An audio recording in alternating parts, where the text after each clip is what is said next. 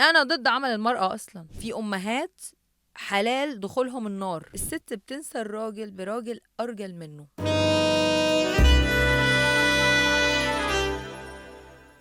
امتى هتعرف امتى اني بحبك انت؟ امتى هتعرف اني بحبك؟ امتى هتعرف؟ امتى هتعرف؟ وده كلام ملوش اي علاقة بموضوع حلقتنا النهاردة من كلام في الحب. معايا ومعاكم النهاردة حاجة كده، ايه يعني الجمال العربي، الجمال السوري على اصله يعني. يعني القمر والجميلة وإعلامية وممثلة وعملت حاجات كتير هنتكلم فيها مع بعض دلوقتي. معايا الجميلة سارة نخلة. ازيك يا سارة؟ الحمد لله. شكرا. عاملة ايه؟ شكرا والله على الكلام الحلو ده يا ده. انا مبسوط قوي ان انتي معايا النهاردة. وانا ان كمان شاء مبسوطة الله قوي. نعمل حلقة جامدة. ان جاهزة؟ شاء الله جاهزة. قوليلي يا سارة، في كرامة في الحب؟ كده على طول. انا بخش في الموضوع على طول. في كرامة بالحب. حسب. انا بشوف لو اتنين بيحبوا بعض او مخطوبين او متجوزين، لا، طالما الموضوع بينهم هما الاتنين، يعني مم. الموضوع بيني وبينك، ما بحسش ان في كرامة.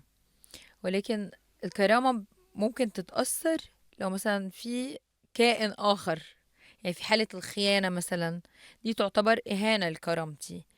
ولكن مثلا بيني وبينك، عشان أنا مقتنعة إنه مفيش راجل ما بيتعصبش، مم. ومفيش راجل لما بيتعصب مش هيشتم. مم. أنا بقى بقول عليها مجنونة، بس أنا وصلت للقناعة دي مؤخرا، إنه الراجل لما بيتعصب مبيقدرش يمسك نفسه. في ستات كمان ممكن متعرفش ان هي تمسك نفسها. فبقت طريقتي في التعامل مع البارتنر او اللي معايا، يعني في ريليشن او مخطوبين او متجوزين، بقت مختلفة. ان انا لما بيتكلم، انه ابني بيتكلم فبنفض، عشان هو هيخلص يقول اللي عنده، وبعدين هيجي يعتذر عادي. لما يجي يعتذر هنا هو بيرجع لي كرامتي، صح؟ لنفترض انه كرامتي انهانت. فانا بشوف انه لا، في الخنايق والعياط والزعيق والحاجات دي، لا، ازعق لك وتزعق لي براحتنا، بس اهم حاجه مش قدام الناس. اهم حاجه الموضوع ما فيهوش خيانه، ما فيهوش عنصر اخر داخل الريليشن دي. فلا، ما بشوفش ان فيه بس في ساعات عصبية بتوصل للإهانة الجامدة. ضرب يعني. لا ممكن اكيد توصل لا. لضرب. لا. كده لا. احنا بنتكلم كلام. تلفظ زائد عن الحد. صراحة انا حصل معايا اكتر من مرة موقف كده، مم. بس شدة الاعتذار نسيتني الموقف. ده انتي بايعة. بايعة القضية، بقول لك ايه. لا لا والله قلبك ابيض، يعني مش كده قلبك بس. خلاص، احيانا انا بتعصب، بقول برضو كلام. طب ما انا اسالك سؤال بقى. ها. لو انتي هنتي الراجل اللي معاكي اهانه جامده وتصالح عادي، مش هيقل من نظرك؟ لو انا هنتو، هنتي بقى، ما انتوا احنا بنقول بقى احنا دلوقتي. اقول لك حاجة بس. مم. مم. اقسم بالله، مم. والله على ما اقول شهيد، ان انا ما بهنش حد ولا بقل ادب، ولكن آه. عندما اهين الرجل الذي امامي، مم. فاعلم انها انتهت خالص. عشان خالص. انا لو هنته ورجع يكلمني، هو مش راجل في نظري. طب ما هو بقى العكس، لو انتي تقبلتي. الراجل غير الست. مم. الراجل لما يتعصب، الراجل عارف هو من شدة الاعتذار. وعلى فكرة والله العظيم، انا اكيد انثى، وانا لازم المفروض ان انا ادافع عن جنسي، يعني كستات. ولكن حقيقي الراجل لما بيغلط، لا، بيعتذر من قلبه، بيبقى حاسس كأنه ولد صغير. مم. انا ممكن تحس ان الكلام متناقض، ولكن الاهانة ان انا اهين حد، عمري ما عملتها غير لما انا من جوايا عارفة ان انا مش عايزة اكمل. مم. فلما اوصل للمرحلة دي ببقى انا قافلة تماما. بس انه حد يهني اهانة كبيرة كده، لسه ما حصلتش معايا. ايوه، بس مش ممكن التسامح الزيادة دي اه، يعني يخلي ما الناس هي تطمع دي. فيكي. اللي هو لو انا غلطت ما فيكي هنا وانت نبدل السؤال سامحتيني بقى. مرة، فهغلط تاني عشان يا عيني عارف انت عليك. هتسامحيني. انا عمري في حياتي ما ادي حد فرصة مرتين. انا دايما عندي قناعة. انت مش بتقولي لو كانت اهانة كبيرة، امم. هي اعديها اعديها مرة. ما ينفعش اصلا ابقى مغفلة، لو اديتك فرصة على نفس الغلط مرتين، استحالة أنا أديك فرصة أخرى. يعني مثلا حصل إهانة وسامحتك، ولكن ممكن أديك فرصة أخرى مثلا في حوار آخر، فاهمني؟ بس إن أنا أسامحك على حاجة مرتين فأبقى أنا المغفلة واستاهل إن أنا كل يوم أتشتم. انت انسانة اصلا عندك استعداد لموضوع الفرصة التانية دي، بتأمني ان لو حد غلط ممكن يبقى له فرصة تانية. لحد فين؟ حسب الغلط. حسب الغلط، ايوه ماشي. يعني ايه اللي انت ممكن تدي فيه فرصة تانية وايه اللي مستحيل تدي فيه فرصة تانية؟ لا طالما حصل خيانة، امم. أنا آسفة، أنا مفيش فرصة أخرى، يعني مفيش فرصة أولى، يعني امم. هو منتهي بالنسبة لي امم. خلاص. الأسباب أنا وصلت لها مؤخرا، يعني النضج ده اللي جالي من تجارب امم. حصلت معايا أكيد. وغير إنه الراجل لما بيخون، بص، ساعة الخيانة الراجل بيعتذر، بيجيب ورد وبيجيب دايموند، بيجيب حاجات كتير امم.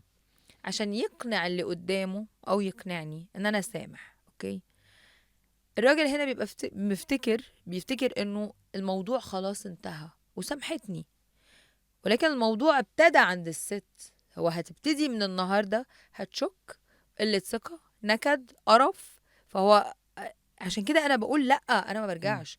انا ما اقدرش اصلا يعني اكلم حد او مثلا انام جنب حد في السرير انا مش واثقة فيه. امم. طالما اللي بيعملها مرة هيعملها 100,000 مليون مرة. وقلت قبل كده اللي تسامح مرة تعيش حياتها كله هتسامح، ما فيهاش. امم. انا ما بسامحش. في الخيانة. اه، في لكن في الخيانة حاجات تانية تحديدا. تسامحي اه. فيها. طب بما انك عارفة يعني الراجل وصفاته كده، وعارفة ان هو لما بيتعصب مم. بيعتذر من قلبه، فانت اكيد عارفة ان الراجل عنده اوبشن ان هو ممكن تكون عينه زايغة او بيعرف او يخون مرة او يعمل حاجة كده، بس فعلا بيكون بيحبك بجد. مش عارفة الموضوع ده؟ ما انت زي طالما عارفة حاجة عن الراجل عارفي عنه كل حاجة بقى. يعني انا ما اقدرش اتقبل ده. انت. انا اللي اعرفه مم. وقلتها قبل كده، الراجل لما يحب يا جماعه بيحب من جوه قلبه. ما فيش حاجه اسمها ان انا بحب واحده بس ببص. طب ما بص، في حد بيبص وحد بياخد مم. مقاسات، وفي اعملوا مم. اللي انتوا عايزينه. انا بتكلم على خيانه، ان انت تكلم واحده تديها من وقتك ومن مشاعرك ومن جسمك مم. مم. دي اللي انا بس ان انا نبص، انا ببص، انا مم. كبنت ببص. انا لو معايا حبيبي او خطيبي وعدت واحده حلوه انا بقول له بص الصاروخ، مم. ما عنديش مشاكل. مم. انا بتكلم على ان انت تبقى بتحب واحده وبتدي من وقتك لواحده تانية، او تخبي او تكست لا لا، مفيش واحده.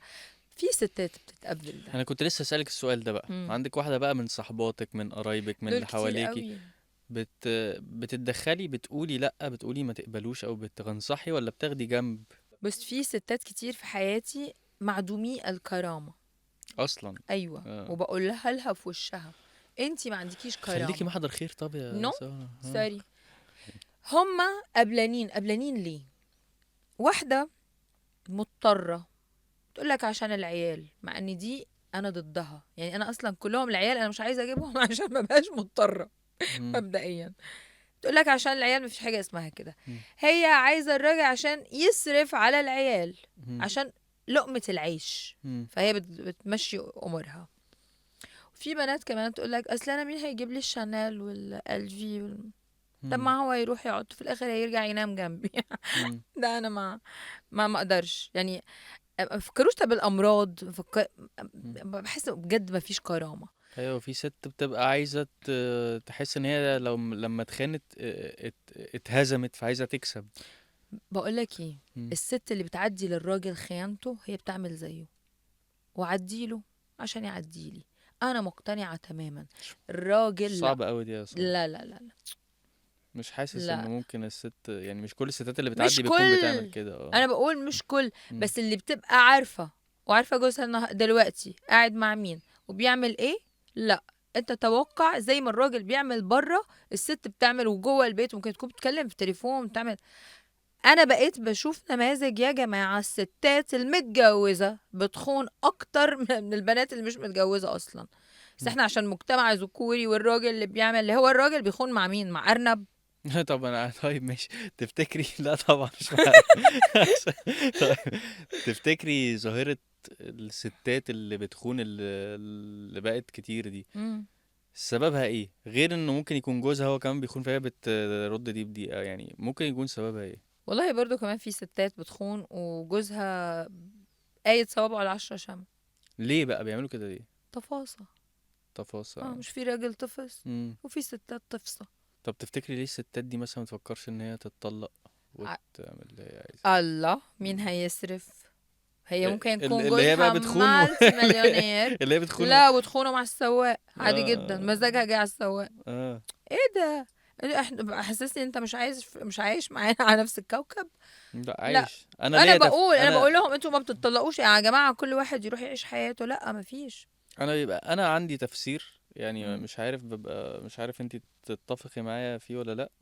ان لما الست بتكون عندها هدف معين من الجواز وفاكره ان هي لما توصل له هتبقى مستريحه، هو ده بيبقى اساس الخيانه اللي بعد كده. اللي هي واحده عايزه تتجوز عشان تخلف، واحده عايزه تتجوز عشان عايزه فلوس، دي واحده عايزه تتجوز عشان المصيبه. كذا. فبعد ما بتاخد اللي هي عايزاه بتلاقي انه فطرتها الطبيعيه وغريزتها الطبيعيه بتروح تدور بقى على فعلا الراجل اللي هي هتحبه بشكل طبيعي عشان شخصه مش عشان مم. اي حاجه تاني. ده تفسير انا للموضوع. بص، اغلب الاحيان مم. حقيقي بيكون الراجل كويس قوي، ممكن يكون مشغول في شغله، مم. ممكن يكون هو مش بيديها الافورت ده اللي هو كان بيعمله اول الجواز. فتبقى حاسه زي ما انتوا لما بتخونوا، اصل هي متهتمش بيه، اصل ملتهيه مع العيال، مش واخده بالها من نفسها، مش عارف ايه. طب ما برضه في رجاله كده، هي عايزه الرومانسي اللي يحسسها بقيمتها، يقول لها انت ايه ده انت باربي، انت ما حصلتيش. طب سؤال بقى يا ساره، عايز اعرف لا، منك. قبل السؤال ده، مم. عشان كنت بتكلم عن الحالات بتاعت صحباتي اللي ما عندهمش كرامة، عشان هم اكيد بيحضروني دلوقتي. صحباتي اللي ما عندهمش كرامة. صحبات سارة اللي ما عندهمش كرامة اسمعوا ايوه، دلوقتي. مش هقول اتفضل. اسمائكم، ما اتفضل. تقلقوش. اتكلمت عن الست اللي بتستحمل عشان العيال، اتكلمت مم. عن الست هي مش عشان العيال، عشان يصرف على العيال. مم. في ست ما عندهاش كرامة، دي اكتر ست انا بكرهها في حياتي، ومش ممكن ان انا اتقبلها تبقى صاحبتي. اللي عارفة ان جوزها بيخونها وتقولك اصل انا مش هسيبها لها. ايوه، ما انا بقول لك تكسب، تحس ان هي اتهزمت فعايز تكسب. اه. ايه يعني مش هتسيبه لها؟ انا يوم ما اتخان ده انا اروح اجيب الكرتونه بتاعته، مم. الضمان مم. بتاعته، واحطه جواها واحط فيونكه، واروح اقدمه لها على طبق من ذهب. مم. اصل انتي يا حبيبتي هتاخدي غلطتي، مش هتاخدي نجاحي. هو انت هتاخدي توماس اديسون؟ يعني ايه؟ انا ابقى عايشه مع راجل انا عارفه ان هو بيخوني، بس اصل معلش انا مش هسيبه لها. ده انتي مريضه. طب اقول لك على حاجة. ساعات بتبقى الست او يعني البنت عايزة تتطلق فعلا، بس مم. بتلاقي النصيحة جاية من الاهل: ما تخربيش بيتك، ما تخربيش على ما نفسك، هي دي حافظي المصيبه. على جوزك. مم. اه، فتحس ان حافظه، في هاتيله عيال، تحس ان اربطيه في بالعيال. تحس ان هي مضغوطة من كذا حتة. يعني ممكن تكون هي نفسها مقتنعة هي عايز تتطلق زي ما انت بتقولي، بس تلاقي ضغط. ده المفاجأة انه يبقى ضغط من اهلها. يعني ممكن تلاقي ابوها وامها نفسهم بيقول لها خلاص ونزوة وهتعدي وحافظي على بيتك وبتاع. ايه رأيك في الموضوع ده؟ نزوة يعني يكون هو مثلا خانها. النزوة انا تعتبروها برأيي، مم. عشان كده انا ببتدي من البداية: اسسي نفسك، اشتغلي، ما تبقيش محتاجة حد. عشان هما الاهل اصلا لما بيتكلموا في الحتة دي، عشان هي في الاخر هترجع لهم، فيبقوا هما يصرفوا عليها ولا عيالها فمن مم. البداية لا، انا مش هبقى احط نفسي في الموقف ده، ومش هاخد قرار الجواز غير لما ابقى متأكدة ان الراجل ده راجل، حتى لو انفصلنا هيعززني ويخليني في بيتي معززة مكرمة. الاهل هم سبب خراب المجتمع. آه.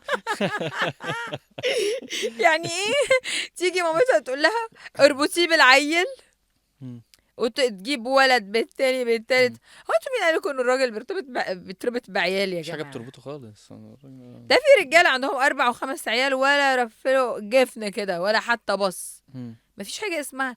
ما هي دي الامهات اللي مش عارفه تربي. مم. وحياة ربنا انا بتكلم بجد. مم. هي الامهات دي اللي بتعمل عقد نفسيه عند البنت. تقول لها ايه بنت خالتك اتخطبت ايه؟ آه. امتى؟ آه. ايه ده؟ تبقى آه. البنت بس عايزه تستعجل، عايزه تمشي بس عشان تعمل زي ما بنت خالتها عملت. ده والله العظيم فضا. طيب اخدك بقى لموضوع بعيد عن قصة الخيانة دي شوية. هم. شايفة المشاركة المادية في الحياة الزوجية؟ انت بتضحكي من اول، انت عارفة السؤال، انت عارفة انا رايح فين ولا؟ موضوع كوميدي المشاركة بالنسبة لك. شايفة انه ايه الاوبشن ان الست تشارك ماديا في الحياة الزوجية؟ المشكله ان انا دلوقتي لو اتكلمت بجد انت هتفتكر ان انا بهرج. لا اتكلمي بجد والله. اتكلم والله بجد من قولي اللي كل انت قلبي عايزاه. وحياة ربنا. الراجل المحترم، والله العظيم اقسم بالله ان انا من جوه قلبي طالع الكلام ده، عشان في ناس، عشان في بودكاست كتير قبل كده وحاجات انا قلتها الناس خدوا فكرة عني ان انا مادية. انا حقيقي بتكلم دلوقتي، الراجل لما يبقى محترم لو وقع اسنده واشيله على راسي، مم.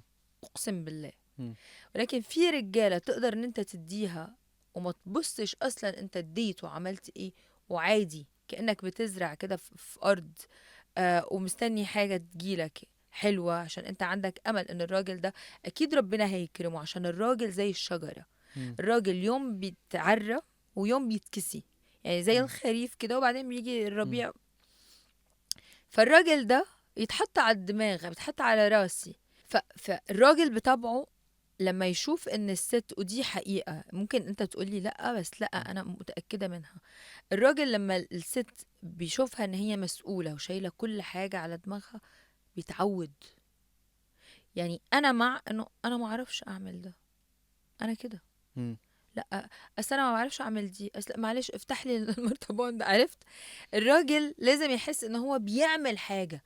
امال انتوا معلش انا اسفة، الرجال قوامون على النساء بايه؟ بما آه. مم. انفقوا. ماشي، بس دلوقتي يعني شوفي، على فكرة مش بقولك انه الست تصرف على الراجل، انا ما بقولك انه تصرفش لا مش تصرف على الراجل، انا ولا قصدي تشارك، انا اسفة. ما هو برضو احنا الظروف، خدي بالك ان مش كل الناس، أم. يعني في طبقات مختلفة، في ناس عايشة في مستويات مختلفة. صحيح انا الحياة عارفة. بتبقى صعبة وبيبقى عندهم عيلين وتلاتة والراجل بيبقى موظف برضو وممكن يشتغل شغلانة تانية، فبتضطر ان الزوجة تنزل وتحط معاه قرش مم. على قرش. بحترم طبعا الستات اللي بتعمل ده، مم. بس انت لو هترجعني لورا، انا هقولك انه الجهل اللي بيوصلنا ان احنا نعمل ده. بمعنى ايه؟ بمعنى ايه؟ بمعنى اننا رب العالمين قالك المال والبنون زينة الحياة الدنيا، صح؟ قال المال قبل ولا البنون؟ المال. يا عيني عليك. معاك مال هات 3 و4 بنون، مم. معكش مال ما تقعدش تتخلف بعيال وبعدين تطلب من الست ان هي تتأهرم وتنزل وتشتغل وتعمل عشان تأمنوا مستقبل ال4 5 عيال عشان لما يكبروا يشيلوكوا. دي التوليفة دي انا ما بتدخلش هنا. معاك فلوس هتعيل وعيشه بكرامة وعيشه عزيز النفس، ومفيش حاجة اسمها ان انا ابني هيشيلني لما اكبر. حضرتك انت ما بتشتريش مشروع وبتقعد بتعبيه مم. بنزين عشان يشيلك لما تكبر. عشان كده انا بقول لا، هي الست مش مضطرة ان هي تشتغل اصلا. مم. انا دلوقتي يجي لي حد يقول لي انت بتاخدي كام وتقعدي في البيت، اقعد يا حبيبي، ما اقعدش ليه؟ مم. انا ضد عمل المرأة اصلا الا في بعض المجالات، والله العظيم ما بهرج. انا مش مع ان الست تنزل وتتكحرت يا جماعه في الشغل. احنا الستات ربنا خلقنا عشان نتدلع، عشان الراجل يجي من بره يلاقي اكله حلوه، يلاقي البيت نظيف، في يلاقي. ستات كتير يزعلوا من اللي انت بتقوليه ما ده. يزعلوا هم نفسهم لما بيروحوا اصلا الشركه ولا البنك ولا مش عارف ايه، بيدخلوا الحمام بيعيطوا. مم. يا جماعه انتوا بتقولوا ايه؟ والاخر بياخدوا مرتب يروحوا يعملوا فيلر بوتوكس. بس غريبة يا سارة، ده عكس شخصيتك، يعني انا عارفك من زمان، انت على انت طول تعرفني من بتشتغلي. زمان. انت على طول بتشتغلي وعلى طول من صحيح، ما شغلانة انا عشان لشغلانة كده، وبتعافري ما وبتعملي. انا عشان انا اتمرمطت، انا وصلت دلوقتي النتيجه، انا بعد ال30 قلت بس انا اتحطيت في ظروف خلتني ان انا اشتغل، ولكن انا مش ندمانه ان اشتغلت وقويت نفسي ونضجت واشتغلت 1000 مليون شغلانه. لكن انا بقول لك انت معكش فلوس ما تقعدش تخلف 3 و4 مم. عيال والست تتأهرم ويطلع عينيها معاك. ده اللي انا بقوله. انت مقتدر خلاص، هات 4 5، بس ما تقعدش تقولي اشارك معاك وما تشاركش، وقعت اشيلك على دماغي من فوق. بس مفيش حاجه اسمها ان انا. لمرحلة معينة، لوقت معين. يعني ايوه. اللي هو حصل مشكلة، فانت ممكن تبقي ست جدعة وتقفي جنب. لا اقف معاك مره اه. واثنين وثلاثه واربعه، هو في حد بيتكسر مره؟ في رجال اعمال كبار قوي بيتكسروا 3 و4 و5 مرات ومراتاتهم عمرهم ما يسيبوهم ولا يتخلوا عنهم. هنا بيبان الاصل. مم. انا بتكلم، انت بتتكلم عن معيشه كامله، مم. ان انا انزل اشتغل وهو يشتغل واحنا نشير مع بعض عشان عيالنا. اه ممكن مثلا بيكون انت مثلا هو في قدرته او مقدرته، على فكرة ده بشوفه كتير على فكرة حواليا. ما يخلفش. لا مش ما يخلفش، قصدي اسمعيني. بيجي مثلا على فكرة في مستويات اجتماعية محترمة، ان انا مثلا قدرتي ان ادخل ولادي المدرسة الفلانية، تبقى الام عايزة لا انا عايزة المدرسة الفلانية اللي هي اصلا اغلى من قدرتي، طب انا مش قادر اعمل غير كده. فعايزه تعملي كده، حطي بقى شاركي. اه صح ولا مش صح؟ صح. انا قدرتي ان انا اوديهم لو فعلا قدرته المادية ما النادي تسمحش الفلاني، وهي لا انا عايزه مصممة. النادي اصل خدي بالك ان الناس دلوقتي على السوشيال ميديا بتتفرج على بعض، كلهم عايزين يسافروا نفس المكان ويجيبوا نفس البيت ويروحوا نفس الخروجه انا الحاجات دي اخر اه. همي وعمري امم. ما افكر في الحاجات دي. حتى انا يعني اقل حاجه الجيم تبعي هتلاقيه الجيم عادي، انا مش تبع امم. مظاهر ومش عارف ايه. المشكله هي دي السوشيال ميديا دي اللي موديانا في 60 داهيه امم. بصراحه من الاخر. امم. المقارنات واللي بتشوف جوز صاحبتها عمل لها ايه وجوز صاحبتها مش عارف ايه وشوف جاب لها ايه يا جماعة والله العظيم ده اللي دمرنا أصلا. امم. بس في حالة إن أنت بتتكلم إنه هي عايزة المدرسة الفلانية وهو معوش، امم. لا انتي حطي منك. امم. طالما أنا عارفة مقدرة جوزي إيه، لا أنا همشي على مقدرته. هو أنا هطلع عينه عشان لا؟ هنا روحي اشتغلي وشاركي. امم. هذه الحاجات دي لا مش بتتكلموا فيها من قبل الجواز، بيتكلموا من قبل الجواز. معاك حق والله. وحياة ربنا والله يا معاك جماعة حق. ليه احنا لما بنيجي نتعرف على بعض انتي عايزة تخلفي كام عيل؟ طب يتفقوا على الحاجات دي. هو العيل بيجي فجأة يا جماعة؟ هو لا ايه؟ طبعا. لا طبعا. هي خدت بونبونايه بقت حامل؟ هو دي الحاجات اللي بتجنني انا. لا ده في لازم يبقى في بلان اصلا لكل حاجه. مم. مفيش حاجه اسمها نخلف ولد واثنين وثلاثه. في مانع الحمل بكام يا جماعه؟ اه. سيطروا على نفسكم شويه. لازم ناس تخطط وتتفق على كل طبعا. حاجة عشان كده انت مم. هتلاقيني في حاجات كتير انا من البدايه ببقى قافله عشان في جهل. مم. في ريس في العالم يا جماعه زي الريس بتاعنا الرئيس عبد الفتاح السيسي لما بيبقى في مؤتمر. تخيل انت ريس شايل بلد على كتافه بيقول للبنات فكري. شفت ده ولا ما شفتوش؟ فكروا قبل ما تخلفوا عشان في تزايد يا جماعة بعدد السكان رهيب، وفي الآخر عمال بنشوف الولاد في الشوارع عمال بتشحت. ليه؟ فكروا والله منع الحمل على البطاقة. مم. احنا كمصريين وحياة ربنا ما بكذب، اه. مانع الحمل تقدر تاخده على البطاقة. مم. الدولة بتصرف مانع حمل. مم.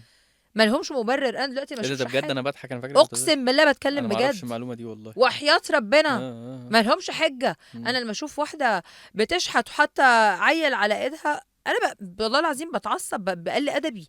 مم. بقولها منك لله. هو مم. انت كان دماغك فين وانت بتجيبي العيل ده؟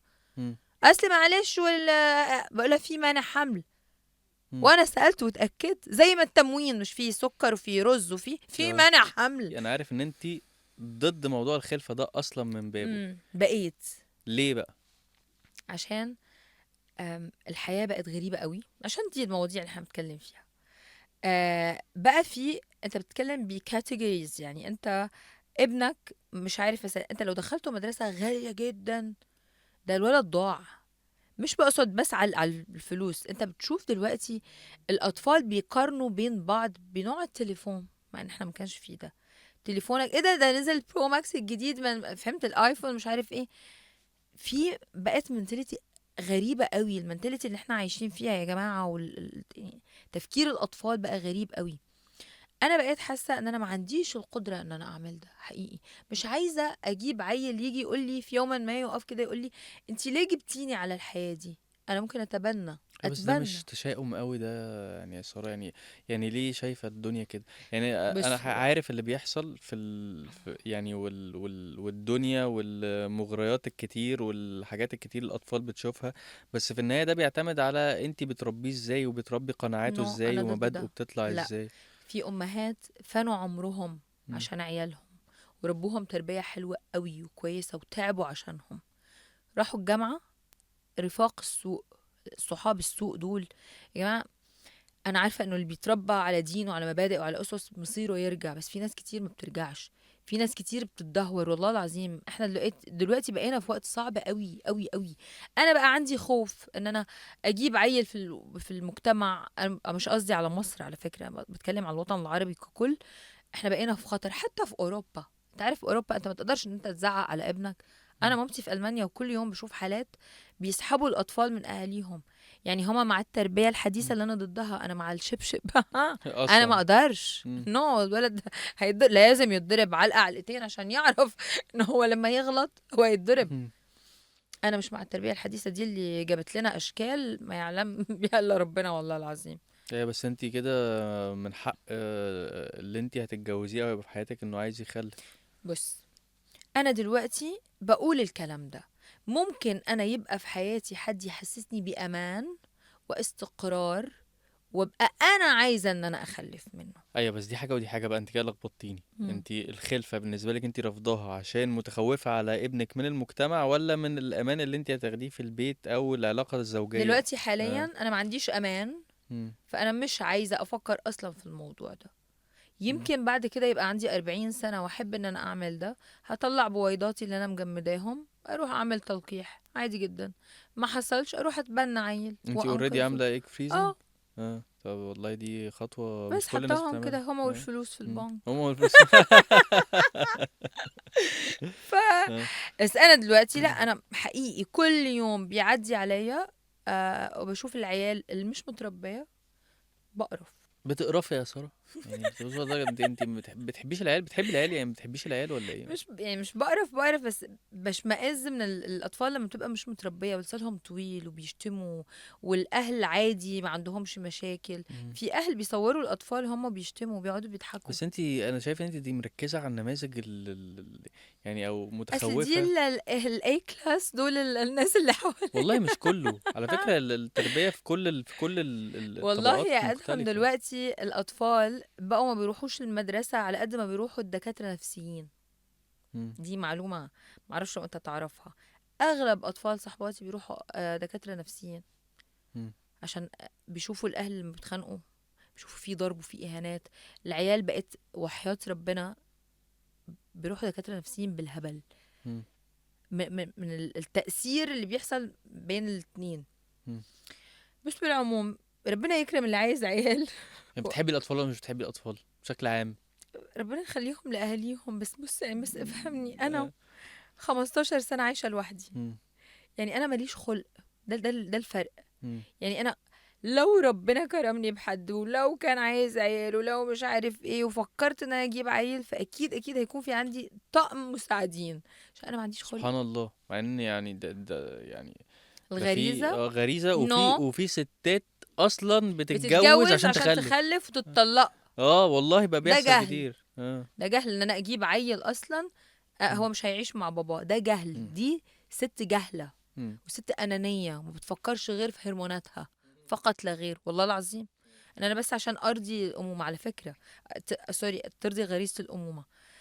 على فكره مش كل واحده عندها رحم ينفع تبقى ام. مم.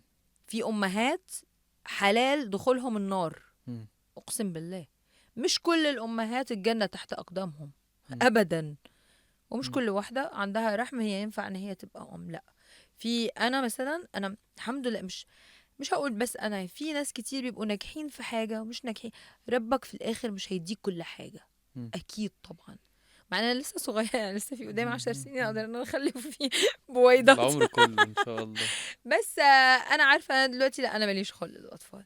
طيب تعالي بقى اسالك سؤال لايت كده، حاجه كده نخرج من العمق اللي احنا فيه ده. الست بتاخد وقت قد ايه عشان تموف اون من علاقه وتدخل في علاقه تانية؟ انا شايف اسئلتي كوميديه بالنسبه لي كده. يعني بتاخد قد ايه عشان تخرج، عشان ما تهيل هو من حسب علاقه؟ الخروجه. على حسب الخروجه حسب يعني. الخروجه اه. كانت ازاي. يعني يعني لو الست، بس انا اتكلم عن الستات واتكلم عن نفسي بقى كل انا واحده عايز وجهة نظرك، انت شايفه الموضوع ازاي؟ الست لو كانت في علاقه حب، علاقه جاده وخرجت منها، تاخد وقت قد ايه؟ ولا هو مش بالوقت بالشخص التاني، ولا هو ازاي يعني؟ لا لا لا احكي لي كده. ملهاش. انا وجهة نظري انه عشان الست تنسى حد او تنسى الريليشن اللي كانت فيها، الست بتنسى الراجل براجل ارجل منه. حلو. الست هي عايزة ايه؟ عايزة الاحتواء وعايزة الحنية وعايزة الطبطبة وعايزة رواق. مم. وانس هي خرجت من ريليشن فاكيد هي مأذية في الريليشن دي. انا عن نفسي انا عمري في حياتي ما مشيت من ريليشن او من خطوبة او الا شايفة ان انا مفيش مستقبل مع الراجل ده، فبختصر على نفسي وبمشي. مم. انا لا بتاعت مشاكل ولا بعمل الحوارات. انا اجدع حاجة بقدر اعملها بمشي. مم. طالما انا مشيت فانا عندي القدره ان انا اقابل شخص اخر. مم. دي بالنسبه لي انا. يعني الموضوع مش مرتبط ملوش بوقت قد ما هو ابدا مرتبط ابدا بالشخص اللي ابدا. هيخش هيقدر يملى ملهاش دعوه حياتك بالوقت، ملهاش وينسيكي دعوه احنا قعدنا مع بعض 2 ولا 3 ولا مم. شهر. اصل عادي انا ممكن اتعرف على حد ونكون مع بعض شهر واحد واحزن ان احنا سيبنا بعض، ولكن انا عارفه ان العلاقه دي مؤذيه والعلاقه دي مش هتكمل فبمشي. مم. حسب الجرح، يعني ممكن انا في حاجات عديت فيها كنت مجروحه ولكنها عدت في حياتي. مم. يعني حسيت ان الانسان ده اذاني كده. خصوصا ما تنساش ان انا جوزاء برضو. مم. مم. يعني ما عنديش حته ان انا بطوي الصفحه، انا برمي الكشكول. اصلا فلا تقولي وقت، لا ملهاش دعوه بالوقت، ليها دعوه ازاي انا خرجت من العلاقه دي. هل انا كنت مأذيه في العلاقه دي؟ اصلا اكيد مش همشي من العلاقه وأبقى مبسوطه. طبعا. فلا هي ملهاش دعوه بالوقت. طيب انت بقى سارة شرسة، في خناقك شرسة وعصبية و يعني عارفة انت بتخشي كده ند للند، ولا ست مسالمة وكيوت وبتعيطي بقى وعلى المخدة يمكن انت وبتاع؟ تستغرب، قولي. انا 3 4 ستات جوه بعض. يعني انا اكتر واحده ممكن اعيط على اتفه سبب. يعني ممكن اعيط حقيقي والله على شبشب اتقطع. فاهم متخيل؟ مم. بعيط ما عنديش مشكله، بعيط في اي وقت، بعيط في البرنامج عندي، ممكن اعيط لو اتاثرت، بعيط كتير قوي ما عنديش مشكله. بس انا مؤخرا، بص ما تقارنش، انت تعرفني من 15 سنه، مم. الشعنونه دي اه، مش دي دلوقتي لا انت واحدة خالص. تانية خالص. تماما. اه. سوري. دلوقتي انا بقيت حقيقي بنفض وحياة ربنا. مم. سواء انت كنت معايا، كنا انا وانت مثلا في ريليشن، قلت لك تعصبت، بنفض، ولكن انا اكتر انسانه في الدنيا عندي ثبات انفعالي. مم. وده بيجي على خبره ومع تجارب. يعني انت دلوقتي قاعد قدامي، انا عارفه كل حاجه، بس عمري في حياتي ما احرق وراك كله، مم. عشان انا عندي متعه ان انا اشوفك وانت بتكذب. مم. قولي بقى ده توكسيك عشان شكلي طلعت في الاخر انا التوكسيك. عمري ما احرق ورقي. يعني انا ابقى عارفه مثلا 4 5 حاجات، انت قاعد اخليك تكذب مم. واحلف وتحلف، بس تخلص اقول لك طب بتاع، يعني فاهم؟ مم. اكشف ورقه ورقه. عندي ثبات انفعالي غير طبيعي. اكتر حاجه بتعصبني من اي بني ادم سواء كان ست او راجل الكذب، وانه يستغبيني. انت لما تحسسني ان انا غبيه وانت عارف ان انا ذكيه، هتشوف عصبيه وهتشوف بركان. هو ده اللي انا بسأل عليه. اه مم. انت هتبقى بتقول هي دي اللي انا اعرفها بقالي سنين. مم. هي رواق. مم. بس حد يستغبيني ويكذب ومصمم وابقى انا عارفه الحقيقه، هتشوف بركان. على فكره البركان ده سؤال مفاجئ جالي في اه دماغي بقى دلوقتي، سواء من الراجل او الست. مم. سواء انت قلت لي البركان بيطلع والعصبيه بتطلع والحاجات، في مقوله بتقولك ان اخلاق الشخص بتبان وقت عصبيته. مم. انت معاها ولا مش معاها؟ يعني لما حد يتعصب، اه، يقولك الشخص تبان لك اخلاقه وتربيته وقت ما يتعصب. اه طبعا مم. انا ضد انه الناس لما، مش كنت بقول لك في ناس بتشتم وفي ناس مش عارف مم. ايه، بس انا ببقى عارفه معدن. مم. يعني انت ممكن دلوقتي تتعصب، ولكن عمرك وانت متعصب ما تقول مثلا على سر انا قايلهولك. مم. ده يبقى انسان واطي، يبقى مم. انسان مش كويس. واطي دي لا عادي براحتك. اللي بيتعصب ده ويجي هو في لحظة عصبية يقول لك انا هعمل وانا، ويروح يعني افشى سر من اسرارك، قال دخل كده في حتة ما ينفعش ان هو يدخل فيها. انت اعرف ان الانسان ده مش كويس ابدا. مم. انا عمري في حياتي لما اتعصب ما اقول كلام خارج او، الا لو انا عارفة ان الريليشن دي مش هتكمل. مم. خلي بالك. لا انت لما بتيجي بقى خلاص بقى يعني دي هنا الريليشن بتنتهي، اه فيلا بقى يا نقول بقى كل لهوي، اللي احنا عايزينه بقى خلاص. سلطة على مايونيز على كاتشب، شو كله. اه والله. بس حقيقي لا انا ضد. انت بتقول انه صح، انا معاك عفوا انه لما الحد يتعصب هنا بتعرف التربية بقى. مم. في انسان بيتعصب، انا ببقى احيانا كتير قوي متعصبة ما مم. بتطلعش مني العيبة، والله مم. العظيم مش عارفه ان انا ايه. اهدي ببقى من جوه كده كده، بس عمري ما هيبان عليا. انا زيك، انا ممكن على فكرة واحنا قاعدين بنتكلم بنهزر بنتكلم براحتنا، ممكن اتكلم براحتي، وممكن اتلفظ، وممكن مم. الحاجات دي كلها طبيعي. بس وقت الخناق بجد، ما لا احب انا اقول اه. حتى لفظ وحش، ولا حد يقول لي لفظ وحش. مم. ممكن نبقى بنقول ده في حياتنا العادية، في التهريج، في الكلام، في ايوه. البتاع، نبقى فوق يعني فري عادي. لكن وقت الكلام بجد ما بحبش كده اصل خالص. في ناس بتاخدها حجه، يقول مم. لك اصل انا كنت متعصب، مم. معلش انا اسف، انا ما كنتش حاسس على نفسي. لا، مم. المحترم حتى وهو متعصب هيفضل محترم. انا بقى يعني في اول مره في كلام في الحب، هتكلم في حاجه بره الحب. انا عايز اقول يا جماعه ان انا اعرف ساره من 15 سنه، واعرفها اول ما جت من سوريا، في وقت كان يعني سوريا فيه مشاكل كتير. و... وانا فخور بساره، لان مم. ساره بجد يعني انا شفتها وهي بطولها بتعافر، بتشتغل في صيدلية، بتشتغل في عقارات، بتمثل بمذيعة دلوقتي ما شاء الله عليها، يعني ناجحة. عايز أعرف منك رحلتك اللي أنا فخور بيها وفخور بيكي دي، أثرت فيكي إزاي وعلمتك إيه؟ أكيد في حاجات كتير جواكي مم. بالنسبة للسنين اللي فاتت دي، احكيلي كده. بص، في العشرينات غير في التلاتينات. يعني انا في العشرين انا تعبت قوي، يعني من اول 20 ل30 تعبت حقيقي في حياتي كتير قوي، عشان كنت لسه انا مش عارفة انا عايزة ابقى ايه. عارف اللي هو، طب انا بحب امثل، يلا نمثل. انا بحب ابقى موديل، نبقى موديل. بحب ابقى مذيع، فاهم؟ يعني كنت بتخبط هنا وهنا وهنا، ولكن أم اللي وصلت له كده في الاخر انه انا استاهل حد كويس قوي يتعب عشاني، عشان انا تعبت كتير قوي عشان اعمل انا. فهمت؟ فانا ما بقتش دلوقتي قادرة ان انا اشوف اي هفوة واي غلطة من اي حد، عشان اللي هيكون معايا هو عارف انه البنت دي تعبت كتير قوي في حياتها، هي تستاهل ان هي تتكرم. ما بقاش عندي الطاقة والمجهود ولا الوقت اللي يخليني ارجع لورا يوم واحد. انا اللي هيكون معايا يا اما هيعليني، يا اما هيكون اتعلم منه. وانا لغايه دلوقتي انت عارف ان انا كل يوم والله العظيم حتى بحب ان انا اعرف ناس بتفهم اكتر مني، واوصل لهم، وابقى عايزه اكتر. بقرا قوي، بقرا كتير قوي. طول الوقت عايزه ان انا اتعلم من الناس اللي اكبر مني. ما بقاش عندي طقطان. طقطان اسمه صح؟ ان انا اقعد مع ناس تافهه. انا كل اصحابي اكبر مني، فدي حسيت ان انا كده اتعجنت. في الاخر الحمد لله ربنا بيكرم وكل حاجه، ولكن جيت على نفسي كتير قوي. فدلوقتي فرهدت.